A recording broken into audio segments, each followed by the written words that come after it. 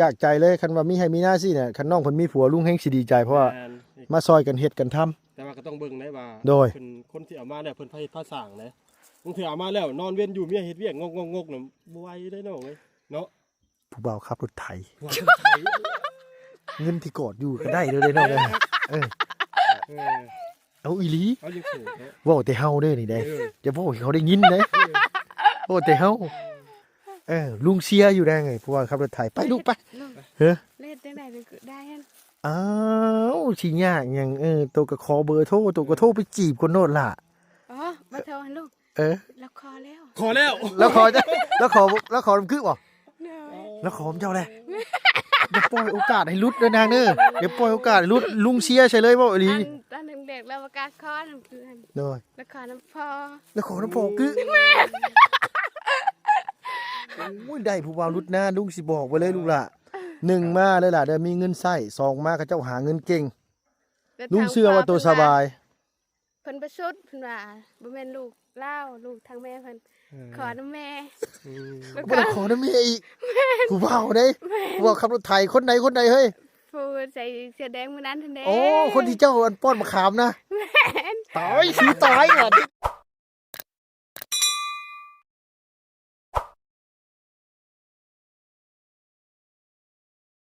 1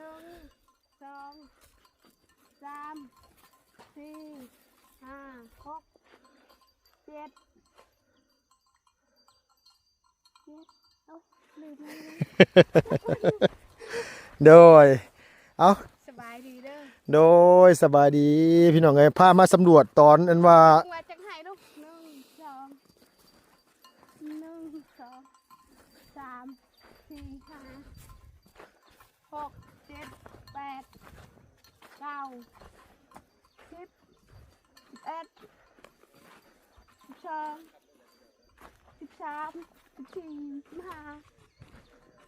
กอดว่าลูก โอ้ยพี่น้องเอ้ยให้นับให้หน้ากันยังบคู่เดี๋ยวลุงนับให้1 2 3 4 5ให้นี่6ให้นี่7ให้นี่7ให้นี่เฮาย่างอยู่ตอนนี้7ให้แล้วนี่นะ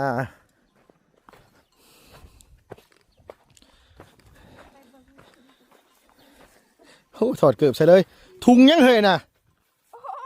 ทุกเพื่อน โอ้ยอันคันไล่จับอะไรก็บ่อยากว่างนะเดี๋ยวนี้นะอันถุงเงินนี่ก็ได้ โอ้ยดูเลยให้คุณได้สำลีจักเถื่อนี่บ่ใช่เลย โดย จะได้เป็นของเป็นคือหาตัวเองคุณจะได้บ่สำลีเลย โดย พอคุณได้ก่อนนึ่งก็ดีแล้ว คือสีขักได้เนาะ เลย คือสีมีแห้งใจได้ยั่วได้เนาะ เลยปลาทองยังจังหายลูก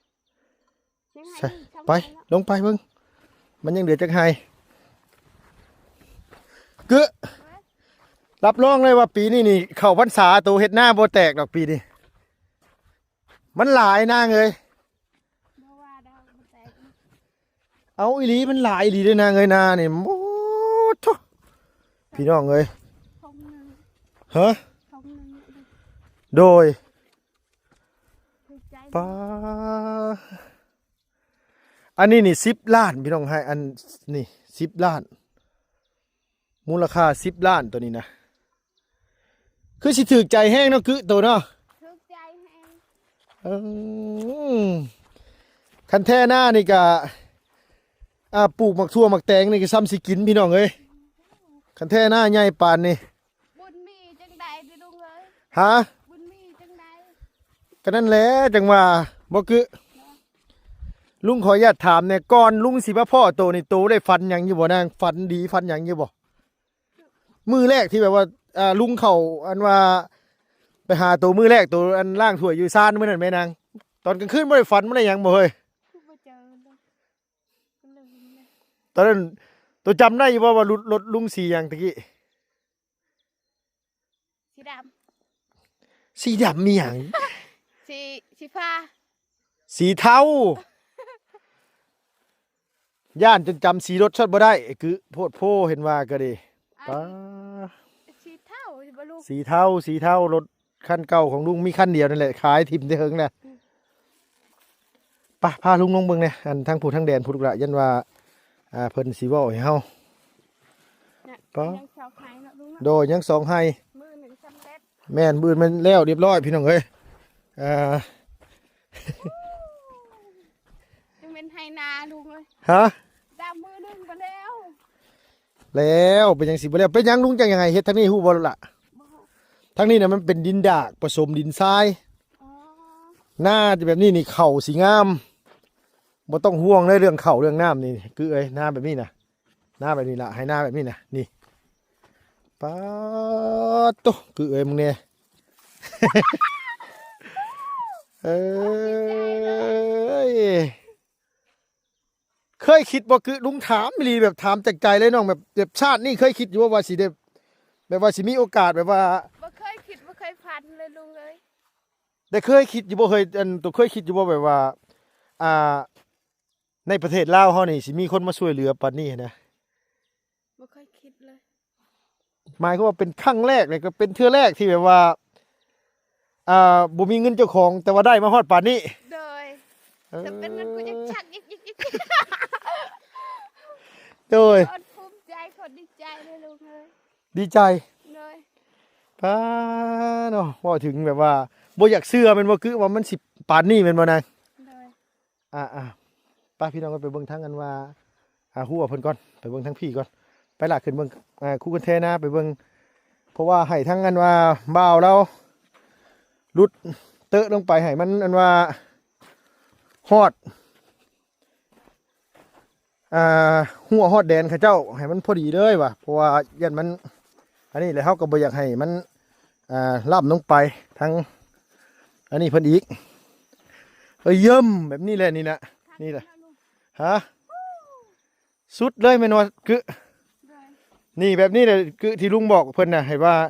ให้คันแท้หน้าเฮานี่ตกตีนสะตีนดินเพิ่นมาที่นี่เนี่ยมันก็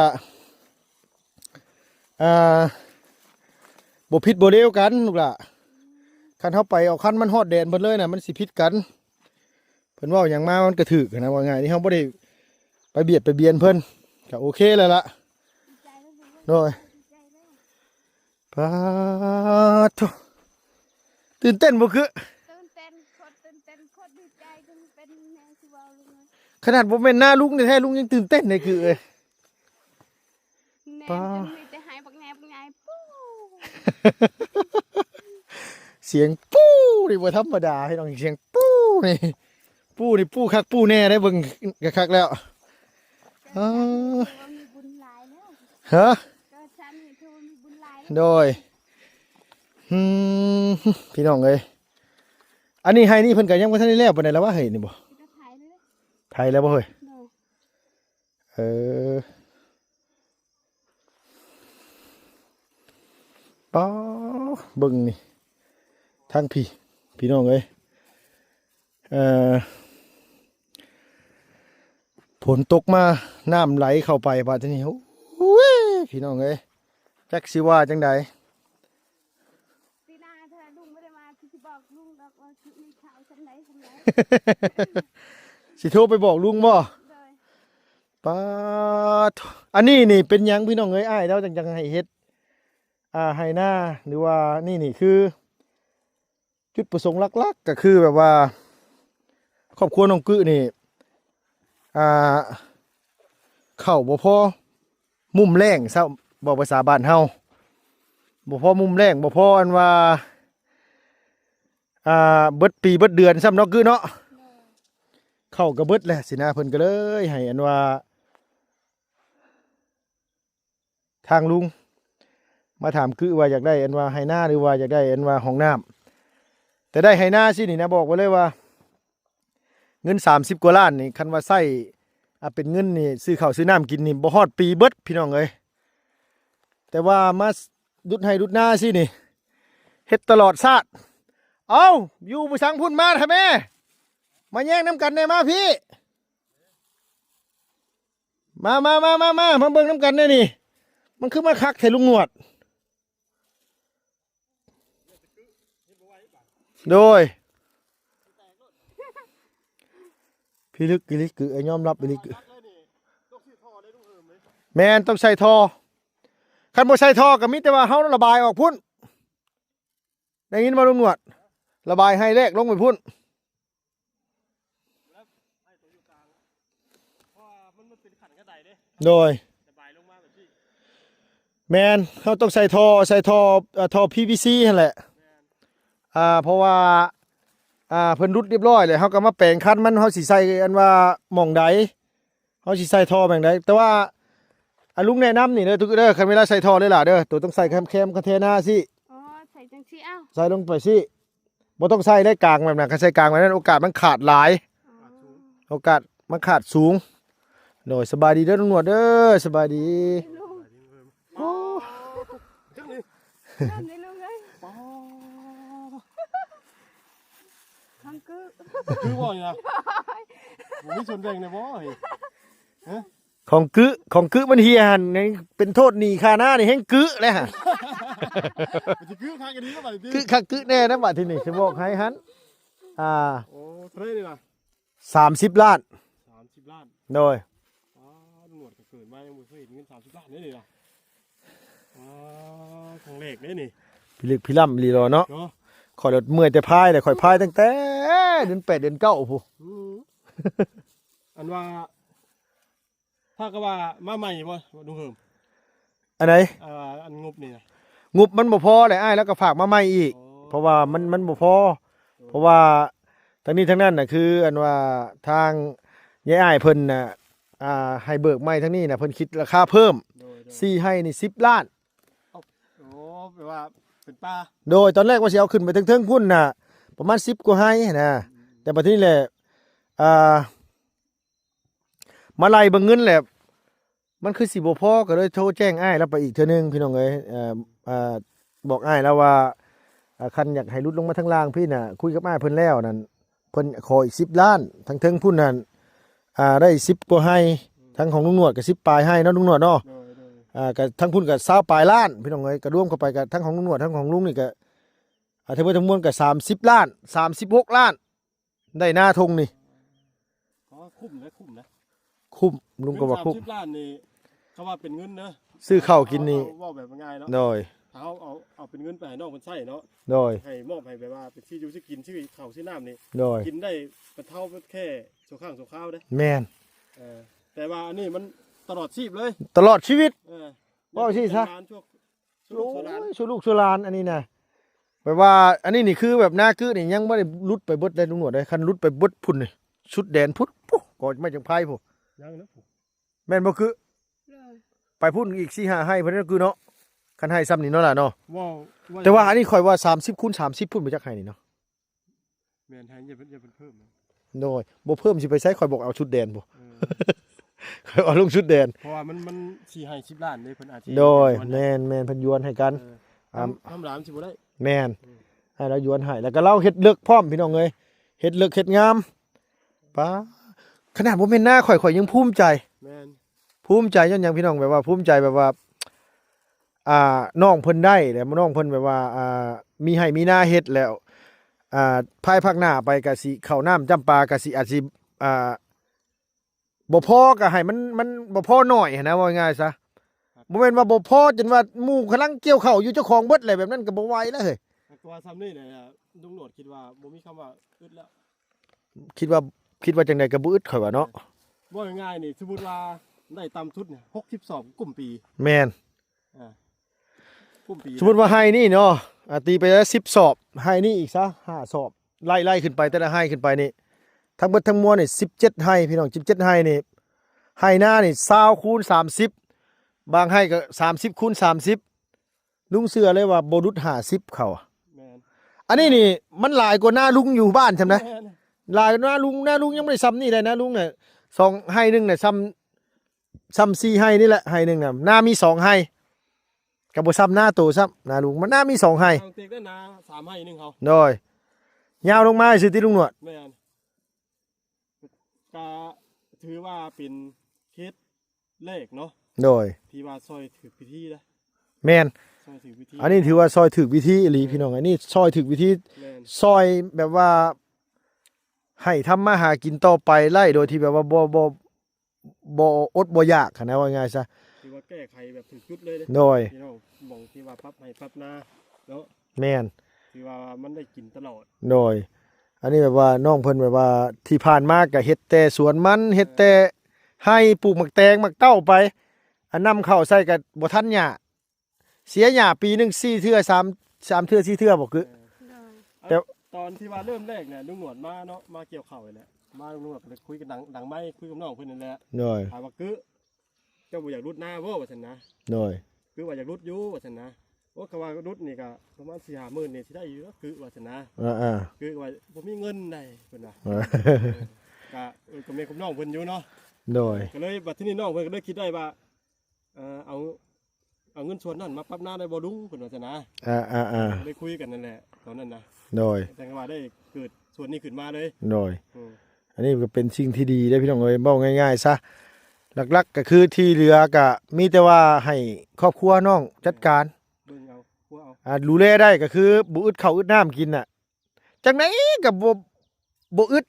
เชื่อล้านเปอร์เซ็นต์เลยนี่บ่อึดจังไดก็บ่อึดคือไอ้ตัวเชื่อบ่ตัวเชื่อลุงบ่คันว่าเฮาดูแลได้ได้ล่ะดูแลคือแบบว่าเพิ่นเฮ็ดแบบนั้นดู คือคนทั่วไปเฮ็ดหน้าแหละ โดย เออ แต่ว่าหนึ่งมาหลักๆก็คือดูแลคันแท้หน้าบ่ปล่อยให้มันขาดสินั่นล่ะว่าง่ายคือแบบคันแท้หน้าใหม่แบบนี้เนาะคันมันขาดนี่เฮาต้องป้าน แม่น ป้านไว้เพื่อหยังป้านเพราะว่าคือหนึ่งมาแล้วเฮาเดี่ยวเข้าแหละดินมันบ่ทันได้นั่นน่ะเฮามาป้านไว้โลดป้านไว้แหละหม่องใดที่ว่ามันขาดแล้วเฮาก็พิจารณาว่าเฮาสิวางท่อหม่องใดเฮาใส่แบบใดมันสิบ่ขาดเนาะลุงหนวดเนาะ แม่นเราต้อง เฮาต้องเบิ่งวิธีทางคันว่ามันขาดกลางในน้ำหุ่มกลางนี่เฮาก็ต้องระมัดระวังว่าหน้าเฮานี่เวลาเฮาคาดหน้าสิสมมุติว่าเฮาก็ต้องให้มันค่อยลงแคมพุ่น แม่น แล้วเฮาก็จะปล่อยน้ำลงไปพุ่นน้ำมามันก็ไหลลงไปพุ่นเดี๋ยวมันโฮมพุ่นเดี๋ยวมันก็ไหลออกพุ่นคันมันโฮมกลางสิมันจังได๋มันก็ขาดกลางหั้นนะเพราะว่าเฮาต้องดูแลมันนำที่เหลือก็มีแต่ฝากน้ำชุมเจ้าเฮ็ดเองบัดทีนี้เพราะว่าชุมลุงก็ ถือว่าชุดแล้ว เต็มที่แล้วกับครอบครัวชุมเจ้าเอ้าไล่ทุกอย่าง แม่น โดยโดย แม่นบ่ เอาเดินครอบครัวน้องพรเนาะหนวดสิไหลมารถจักรก็ได้ตั้งแต่ขึ้นทันแล้วเนาะ โดย ท่านค่า โดย กำลังเกิดอยู่ตอนนี้ โดย แล้วก็ให้หน้าตาโตมเนาะ โดย ปรับขึ้นมามี โดย เคสยังบ่มีเคสใดที่ว่าก็มี2เคสที่ว่ามีน้องพรกับน้องพัดเนาะ โดย ที่ว่าตั้งแต่ว่าทีมงานเฮ็ดเกี่ยวกับเป็นสายบุญช่วยเหลือคนทุกข์ยากเนาะ โดย ที่ว่าได้ปรับให้ปรับนาที่ว่ามีแค่เจ้าแหละน้องพันธุ์ ที่เหลือนั่นก็เฮ็ดเฮือนงามให้แล้วก็ ให้กัน ให้กันปะกันตีกันฆ่ากัน อย่าเฮียนได้เหอะอย่าเฮียนได้ ลืมอย่างหนึงที่โตยังบ่ทันได้ลุงบ่ทันได้หาให้ พี่โต รถไถบ่ ผัว หัวบ่อ้าว อันนั้น มีหมาย คือ เลย หาเองลูก หาเองบ่ โดย เดี๋ยวว่าสิให้ลุงหาผัวให้บ่แม่นหยังคันสิหาเองแบบผู้บ่าวเขาบ่มาจีบเขาย่าน แม่โหดเกินว่ะ บ่แม่นโหดผู้บ่าวแถวบ้านนี่เขาเจ้าย่านว่าชุมเฮานี่เสีย เฮ้ยประสาน อ้ายพี่น้องเอ้ยไผเด้จมหาขอโทษขออภัยหลายๆผู้บ่าวไทยบ้านเขาเจ้าย่านว่าทีมงานนี่ให้ว่ามาซอยน้องกึแบบบ่ให้รับเป็นให้รับเป็นผู้สาวตลอดลุงว่าบ่แม่นแนวเด้ออยากได้ก็หาเอาโลดลุงว่าเพิ่นยังมาจีบก็จีบโลดผู้บ่าวก็สร้างย่านแท้ยังว่าอยู่ มันอันนั้นชวนนั่นน่ะเฮาเพราะว่าหามบ่ได้ดอกเพราะ โด ว่าย เป็นส่วนบุคคล บ่อันนี้นี่จากใจเลยคันว่ามีให้มีหน้าซี่เนี่ยคันน้องเพิ่นมีผัวลุงแฮงสิดีใจเพราะว่า แม่น มาซอยกันเฮ็ดกันทำ แต่ว่าก็ต้องเบิ่งได้ว่า โดย เพิ่นคนที่เอามาเนี่ยเพิ่นภาษาสร้างนะบางทีเอามาแล้วนอนเวียนอยู่เมียเฮ็ดเวียกงกๆน่ะบ่ไหวได้น้องเอ้ยเนาะ ผู้บ่าวขับรถไถ หัวคนไทย เงินที่กอดอยู่ก็ได้เด้อเลยน้องเอ้ย เออ เอาอีหลี เอายังโสดเนาะ เว้าแต่เฮาเด้อนี่เด้ เออ อย่าเว้าให้เขาได้ยินเด้เว้าแต่เฮาลุงเชียร์อยู่ได้ไงผู้บ่าวขับรถไถไปลูกไป ลูก เฮ้อ เล่นจังได๋ก็ได้หั่น อ้าวสิยากหยังตัวก็ขอเบอร์โทรตัวก็โทรไปจีบคนโน่นล่ะ อ๋อมาโทรให้ลูก เออ แล้วคอแล้ว ขอแล้ว แล้วขอน้ำคือบ่ เนย แล้วขอผมเจ้าแหละอย่าปล่อยโอกาสให้ลุดเด้อนางเด้ออย่าปล่อยโอกาสให้ลุดลุงเชียร์ใช่เลยบ่อีหลี ตอนเด็กๆเราประกาศคอน้ำเกลือน โดย แล้วคอน้ำพอ แล้วขอน้ำพอคือโอ้ยได้ผู้บ่าวรุดหน้าลุงสิบอกไว้เลยลูกล่ะหนึ่งมาเลยล่ะเดี๋ยวมีเงินใช้สองมาเขาเจ้าหาเงินเก่ง แล้ว ลุงเชื่อว่าตัวสบาย เพิ่นประชดเพิ่นว่าบ่แม่นลูกเล่าลูกทางแม่เพิ่นขอน้ำแม่แล้ว บ่ได้ขอน้ำเมียอีกผู้บ่าวเด้ผู้บ่าวขับรถไถคนใดเฮ้ย ผู้ใส่เสื้อแดงมื้อนั้นทันเด้ โอ้คนที่เจ้าอันป้อนมะขามนะตายสิตายว่ะที่นี่ลุงเสียดูอยู่ลุงเสียอยู่ลุงคิดว่าเราต้องเป็นคนแบบบุคลิกเว้าหน่อย พี่น้องเอ้ยแต่ว่าจริงใจใช่นะลุงหนวด นักแน่นนะ นักแน่น วันนั้นเราเข้ามาตอนแรกเราโทรมาตอนแรก คุยน้ำเพลินได้น้องเอ้ยตัวเยอะ คุยกันแล้วบ่เดี๋ยวนี้ คุยกันแล้ว คุยจับเจือได้เฮ้ยอย่าให้หลุดมือเลยคือไอ้ก็แม่นว่าหยังดอก เสียอยู่ เชียร์ดิได้พี่น้องเอ้ยนี่บ่แม่นหยังดอกคันกึได้นั่นลุงเสือว่าบ่ทุกข์บ่ยากบ่ลำบาก ตู้ ดีบ่ดีเขามาขอปุ๊บไล่ชนรถไถเฮ็ดหน้า แม่นเดี๋ยวต่อไปเนี่ยคือนี่สิได้ดีนะ โดย ถ้าว่าเจอคนที่ดีคือจังที่ว่าผู้นี้ล่ะ โดย เอาเบิ่งนี่ก็ถือว่าเป็นคนที่ภูมิฐานที่แบบว่านักแน่นเอา แม่นภูมิฐานหนึงก็ว่าพูดว่าเรื่องการทำมาหากินของเพิ่น แม่น คือพวกมีรถแท็กเตอร์นี่พวกมีรถอันว่ารุดหน้านี่พี่น้องเอ้ยปีหนึงเขาเจ้าหาเงินได้หลายล้านบาทนะ แม่นปีหนึงแม่นอีดี แล้วเขาเจ้าก็แบ่งกันบัดทีน่ะ ยกตัวอย่างมาเฮ็ดอยู่นี่บ่ อ่า บ่ฮอดทิศเงิน30กว่าล้านเนาะ มาเฮ็ดอยู่นี่บ่ได้ฮอดอ่ะเฉพาะลุงจ้างนี่บ่ฮอดจัง4บ่4 5มื้อหนึง อ้าวก็รวม ได้ ประณ 30 ล้าน ประมาณทิศหนึงอ่ะ ประมาณอาทิศหนึง อ่า ฮะ ประมาณทิศ มันเขาเจ้าไปทางอื่นอีกบัดที่ต้องคิดเบิ่ง โตแล้วบ่ได้มีหยังบางเทื่อสมมุติว่าไปน้ำลาวกับแค่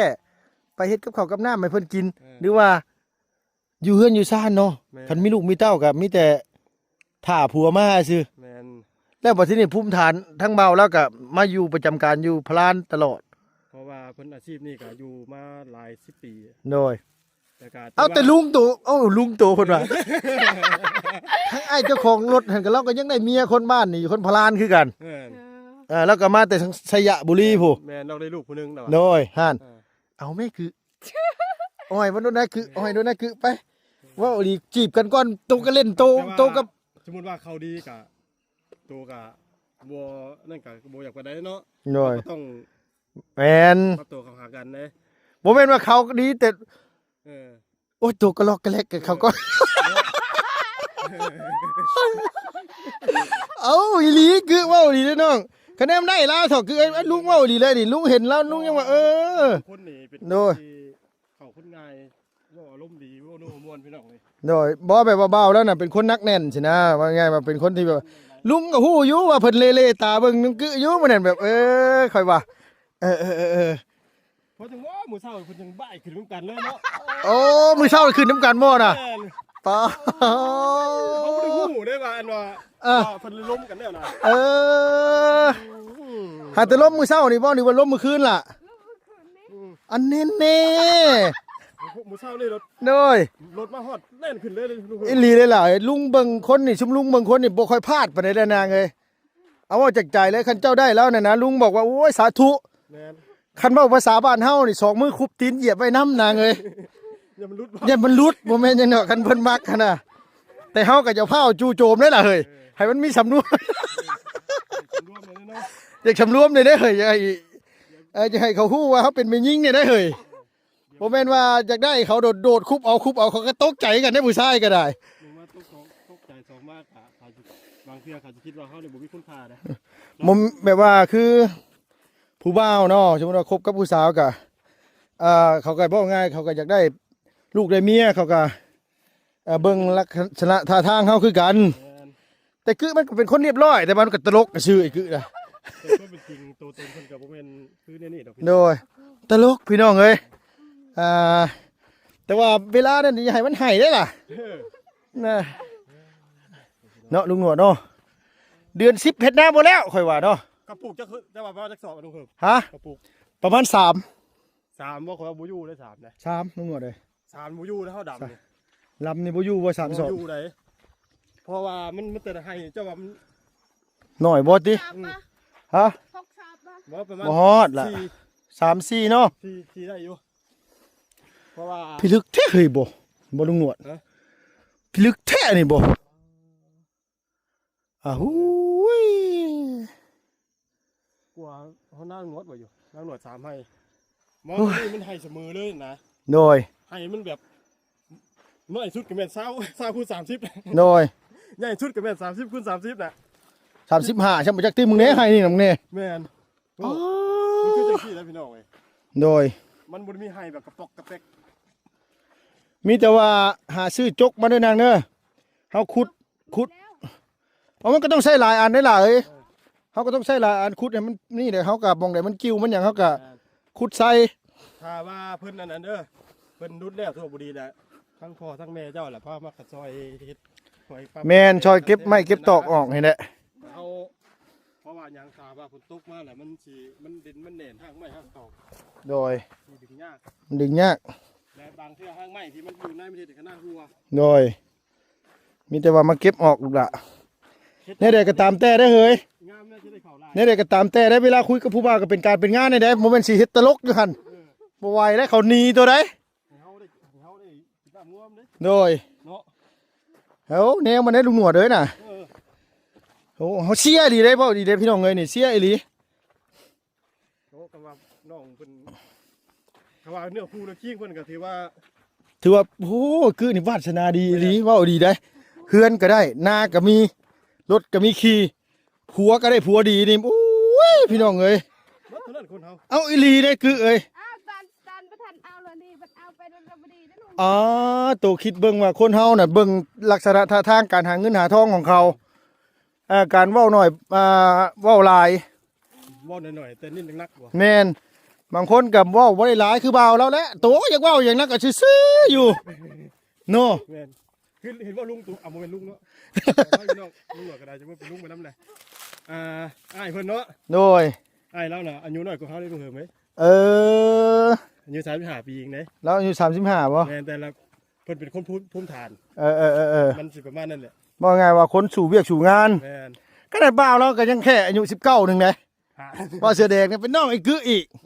คิดสิว่า ข่อยยังแซวเราอยู่มื้อนั้นว่าโอ้ยหลายว่ามีเมียเฒ่าก็ถือว่าได้โชคใหญ่ได้ว่ะ แม่นคือเพิ่นว่าเด้ โดย เอาอย่างนั้นเพิ่นว่า บ่แม่น19ลุง ใช่ฉะละ สาว เศร้าบ่ เลย เป็นน้องกึอยู่2 ปี เลยถามชื่อเลยสีดา ก็ดีสิคิด เบาดา เลย โอ้ดาพร อืม โอ้เด้อ เอาพี่น้องเอ้ยอีหลีเลยคุยกับเพิ่นอย่าสดิกแสลกอะไรได้เฮ้ยเฮ็ดให้เขามักได้เด้ผู้ชายแบบนี้เนี่ยโอกาสพ่อยากได้อีหล่าเอ้ยสิบอกให้หั่นบ่แม่นอย่างน้องเพิ่นเว้าหยังก็ตามเด้อพี่น้องให้กินก็กินบ่ให้กินฉันบ่ว่าน่ะแบบว่าเฉยๆอยากแซวก็แซวอยากเว้าหยังข่อยบ่สนนะว่าง่ายๆซะพ่อคนดีน่ะรีบคว้าไว้เว้าภาษาบ้านเฮาสองมือคุบตีนเหยียบไว้นำ เอาแท้อีหล่าเว้าอีหลีนางเนาะลุงหนวดเนาะ แม่น ผมเป็นหยังจังตีนเหยียบไว้นำบ่ติย่ามันหลุดพี่น้องเอ้ย อย่ามันไปหาผู้ใหม่เอาแท้ได้ดิน่ะโดย ถามมันรุ่นแหละเจ้าเสียโอกาส แม่นเอาสมมุติว่าตัวเลือกคนรอเอารอก็ตาม แต่ว่าเขาลำบากเขาพาตัวทุกข์ยากตัวสิเอาไปเพื่อหยัง บ่ เพิ่นนี่มานอนเดินเบิ่งครับ ไม่ได้เลือกคนรอ แต่ว่าอันนี้ลุงเสียอีหลีลุงหนวดเจ้าเสียบ่ลุงหนวด เสียก็ เนาะ คอยเบิ่งแหละคอยเบิ่งคนคอยบ่พลาดเพราะว่านิสัยแบบคล้ายๆอ้ายแล้ว แม่น อ้ายเจ้าของรถน่ะแต่อันนี้เราเป็นน้องชายแล้วได้นี่ ต้องใช้ น้องชายแล้วมาลุดนาซอยกันกับอ้ายหาเงินหาทองซอยกันโอ้ยซ้ำขะดองนะคอยบอกเลยว่าซ้ำขะดองเจ้าเขาไปหาอาทิตย์เดียวคอยสิบอกให้นะ นี่บุพานี่30ล้านเอา เนาะขะดองอีกคือชีวิตมา30 ล้านนะ กระดาษต้นประมาณใดสาวด้านก็ยังดีนะ โดย ได้ยังดี เลย เนาะ ที่เบิ่งว่าเรามาเลยนะไปเฮ็ดหน้าน้องพัดนี่ก็2มื้อ10ล้านนะ มานี่ก็ทิศหนึง36ล้าน เนาะ เอาไปเกือบ50ล้านเลย โอ้ย ขะดองตัวเท่าไหรบ่ซั่นก็อ้ายเว้าหยอกแล้วเด้อบ่แรงนี่เด้อเงินน่ะอันคือจับแล้วเงินอ้ายน่ะแม่เอามาขอคือซะ โอ้ยยังไม่ทันจะใส่อยู่ เขาเว้าหยอกก็ชื่อดอกลุงก็ได้ มีแต่เว้าก็เว้าเป็นการเป็นงานนั่นแหละให้เว้าคุยกับเพิ่นก็ได้โตก็ต้องเบิ่งโตอายุ20กว่าปีโตสิเบิ่งคนบ่ออกว่านิสัยเขาเจ้าเป็นแบบใดเนาะ แม่น ว่าเขาเจ้าคุยแหละคุยกับเฮานิสัยแบบใดลักษณะท่าทางเขาเจ้าเป็นคนประมาณใดคันกะว่ามันดีได้2มือคุบมัดค้อนไว้ตีนเหยียบไว้น้ำโดด โดยเอาโอเค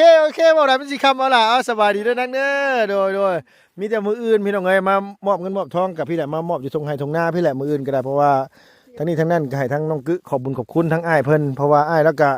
ย้อนว่าอย่างให้น้องให้นุ่งมี ให้มีหน้ามีหัวมีสวนเฮ็ดคือบ้านคือเมืองมีข้าวมีน้ำกินเพิ่นก็เลยเอาน้ำเหือน้ำแห้งแนวอันว่าสู่การสู่งานไปได้เงินได้ทองมากระผักมาให้น้องให้นุ่งรุ่นให้รุ่นหน้าก็ถือว่าเป็นบุญเป็นกุศลในกึเลยล่ะบ่ง่ายซะคันได้ผัวดีแฮงสิได้ดีกว่านี้กึเอ้ย โอเคเอาล่ะสบายดีป้าลุงนี่ล่ะ สบายดี โดยเอาพี่น้องเอ้ยเนาะลุงหนวดเนาะเอาสบายดีลุงหนวดเด้อโดยเอาพี่น้องเอ้ยเนาะสำหรับคลิปนี้ก็สิเดินพากันออกก่อนพี่น้องเนาะเพราะว่ามันค่ำมันมืดเลยบ่แม่นหยังดอกพี่น้องเอ้ยอยู่กลางป่ากลางดงซ้ำย่านอันว่าอันมัน